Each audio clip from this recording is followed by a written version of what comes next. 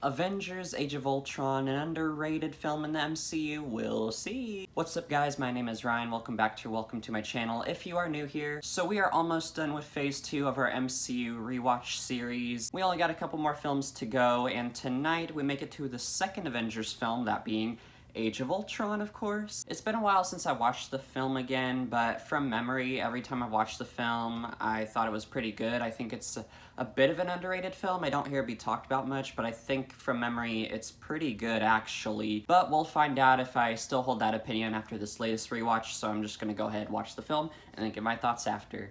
What's up guys? So it is the next day actually. I finished the movie pretty late last night and I was kind of tired. But anyway, it is after I've watched Age of Ultron, so let's get started talking about this movie. Of course, spoilers if you have not seen the film. First thing I want to say about the film is I feel like it's a really good midpoint in the Infinity Saga. The Infinity Saga is 23 films, but Endgame is the 22nd.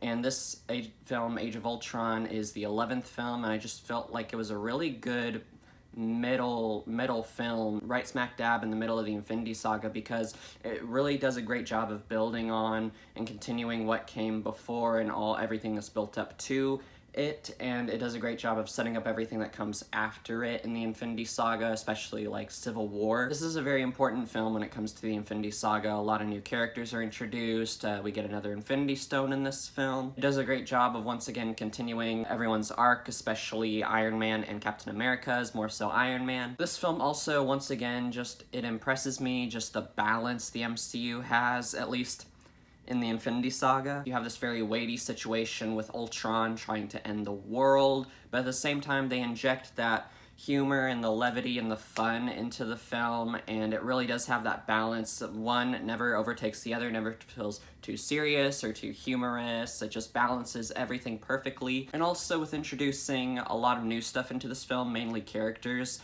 I felt like that balance was pretty good as well, but at the same time, there were just a couple moments where I felt like there was too much going on.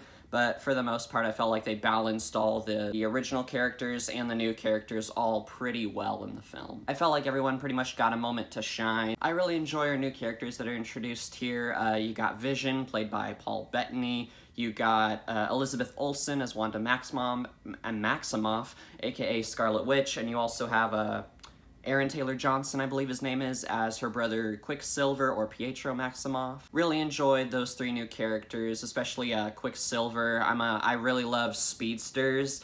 If I could have any superpower, it would be super speed, so I just love getting a speedster in the MCU, and I really like how they kind of visualized his speed. I actually really like the visuals in this film. Something that was surprising about this film for me is it kind of just like jumps right on into the story, and like the opening scene is the Avengers attacking this compound, trying to get Loki's staff back from Baron Strucker. And usually that's a criticism for me with films. I really like to have something that kind of like eases us into the story very smoothly, but this one just kind of jumps right in.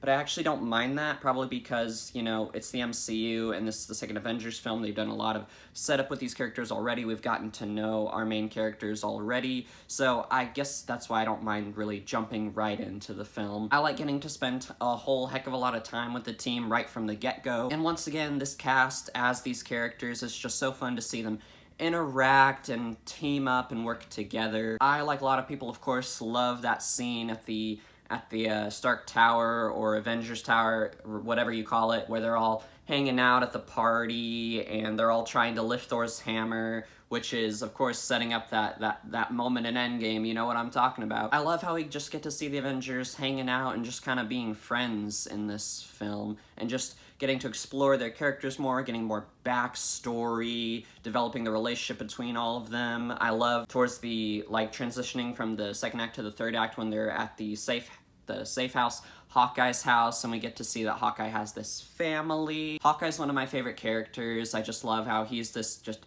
regular guy amongst gods. They touch on that multiple times in the MCU. I just love how he has a bow and arrow, and he's just using what he has, and he's a mortal man, but he still wants to help people and be part of this team. I also have a thing for archers and speedsters. I don't know why, but I've also had a thing for those two, which is probably why I'm such a big fan of Arrow and the Flash for the most part. And I love when Clint's wife, Laura, is talking to him about how this team of gods and superpowered people need people like him who are mortal and normal. I love touching on Black Widow's history and her backstory some more. We get to see flashbacks of her time in the Red Room. We get more detail about about the things that happened to her in there, being trained as a Black Widow assassin. Our main villain here in Ultron, famous Avengers villain played by James Spader, who I think does a really good job. I actually like how in this film, in this universe, Tony creates Ultron. Tony and Bruce Banner create Ultron, not Hank Pym or the original Ant-Man, because it just really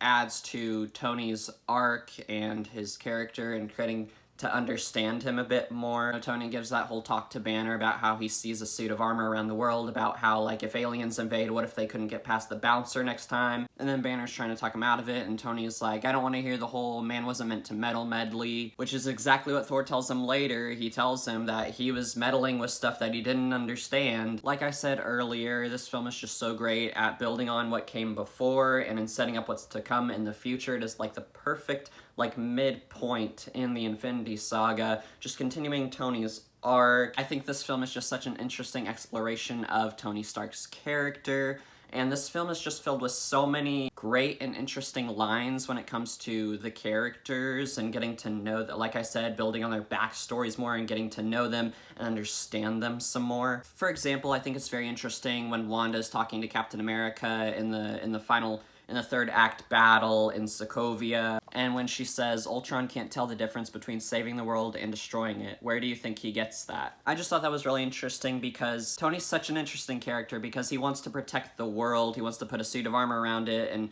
you know, he talks about wanting to create a world where the Avengers aren't needed and finally having peace in his time.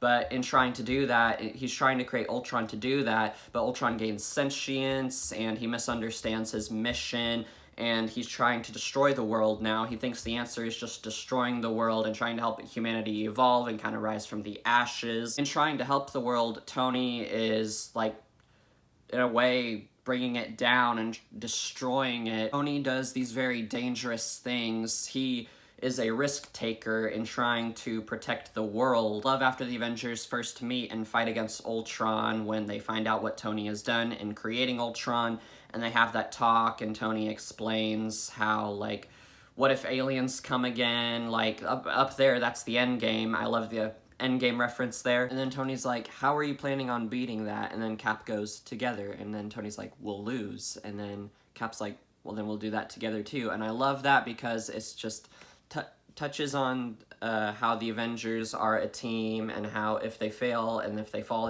together, and if they rise together.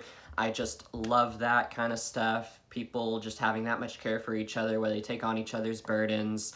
And, you know, if they fall together. If they rise together. Just coming alongside someone and just helping them. It's a shame what happens to the Avengers because it also touches upon why the Avengers kind of lost in Infinity War, because they got divided and fell apart in Civil War. Another interesting line coming from Wanda is when in the beginning she gets into Tony's head and makes him see all the Avengers dead and all that, and she said, I saw Stark's fear, I knew it would control him, I knew it would make him self-destruct. Once again, just so true when it comes to Tony Stark's character, how he just fears, he wants to help the world, he wants to make peace and make sure nothing bad ever happens and no one ever dies or anything like that, but in trying to help the world, he has such a fear of the world coming to an end and people suffering, but in trying to prevent that, he creates a weapon of mass destruction in Ultron, and Ultron even says, like, everyone creates the thing they dread. Men of peace create engines of war. And I think it's interesting how Ultron gets so angry whenever someone compares him to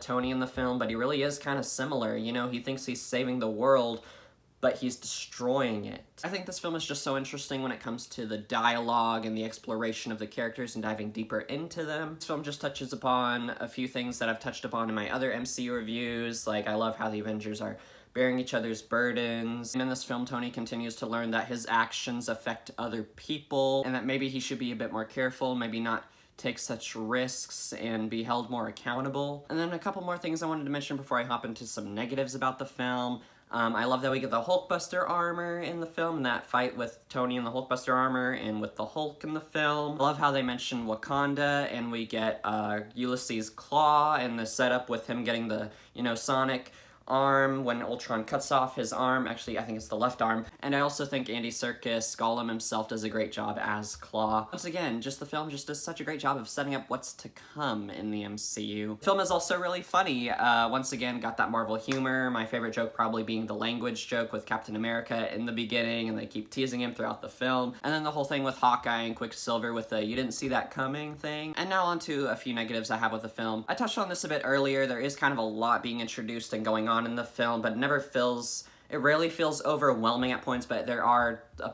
few moments where it kind of can feel overwhelming and like there is a bit too much going on. And then the thing that I think is the most popular criticism I hear about the film is, of course, the death of Quicksilver. Now, I don't mind that too much. I'm not a big Quicksilver fan. I do like the character. I do like Aaron Taylor Johnson's performance. I kind of wish we did get more of the character in the MCU, but at the same time, I don't really mind his death too much here. I think it really does tie into Wanda's character, where she goes in the MCU. I know a lot of people, I've heard some people say that they wish Hawkeye died instead of Quicksilver. I disagree with that because I love Hawkeye so much. I'm glad he survived and that Quicksilver kind of sacrificed himself saving Hawkeye and the kid he was rescuing. Maybe that's a hot take, but I like how Quicksilver does go out a hero, and I like how Hawkeye survives and gets to go back to his family and meet his new baby boy, and it leads to the Hawkeye series eventually, which is one of my favorite things in the MCU. And then one last thing, the relationship between Black Widow and Hulk or Bruce Banner. It does feel a bit weird and kind of out of nowhere. I mean, it is interesting how Black Widow views herself as kind of a monster because of what she's done and what she has endured and what they made her into in the Red Room. I think it's interesting when she's talking to Bruce at Hawkeye's house and she's like, "You still think you're the only monster on the team?" But I don't know. I just don't think that Bruce and Natasha have the greatest chemistry. I just think Hulk and Black Widow is a weird romantic relationship. I just don't think it completely works, and they never really touch on it again in the future of the MCU. The relationship just kind of goes nowhere. But I do like how it kind of leads into us learning more about Black Widow and her backstory, but just such a weird relationship. I would never think to put Hulk and Black Widow together. I don't think it's like horrible, but it's just not the best. It just doesn't feel like they have the chemistry, and like the characters just don't automatically like go together relationship wise. Oh, and then also one more thing. I love the ending where Captain America and Black Widow start training some new Avengers, Falcon, Vision, Scarlet Witch, War Machine. I just love seeing that. But Age of Ultron, another really good entry in the MCU. It's such an important film when it comes to the Infinity Saga, I think. But I think that's all I have to say for Avengers Age of Ultron. Thank y'all so much for watching my review. Let me know what y'all think about Age of Ultron down in the comments below. Would love to get into conversation with y'all about this film. Like, comment, share, and subscribe right over here. And then if you want to watch more MCU content from me, right here's my previous review for one of probably the best MCU films, Guardians of the Galaxy. And then right here is a playlist of all my MCU videos if you want to check out some more MCU content from me and catch up with me on this MCU rewatch journey and continue it with me. But thank y'all for watching this video. Y'all have a blessed one, and I'll see y'all next time, guys.